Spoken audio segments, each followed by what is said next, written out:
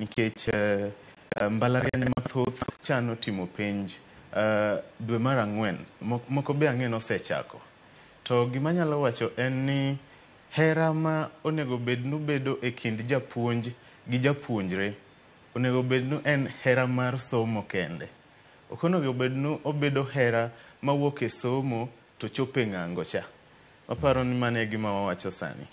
To ka japuonj nyalo dok piny ma donj e hera mar ng'ango gi japuonjre mopuonjo, iyudo kamano duoko piny nyadhi makata japuonjre no miye seche moko.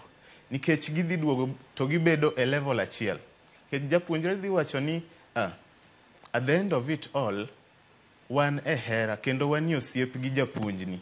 Onge tiende mar mondo mi abed kose atim gik modwaro to kawatimo penj to adhi yuda max. Nikech nitie kaka wang'ere kuma ji kia. Omiyo en gima nitie e skundewa mathoth, to kendo onge mana e mbalariany kende. En nyaka e skunde primar, to en nyaka e skunde sekondar.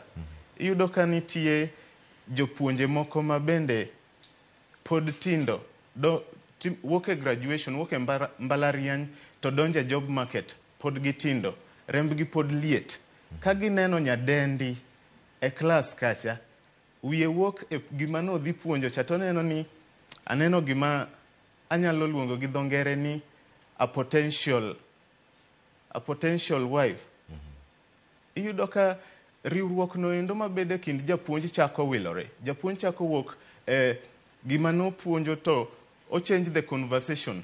Obedo oduoke korka hera. To nikech japuonjre ma japuonjni be ipenjori ni kachako wacho gini endi be ji dhi yie koda kosa dhi report e kanyo. Wach ni endi en wach marach ahinya kendo mang'ol maduong' ahinya ka japuonj nyalo bedo gi hera mopogre gi hera mar somo kod japuonjre mopuonjo. Mano gima nyalo wacho. Erokamano ahinya. To bende mipenjo sano bende en gimoro ma jopuonjre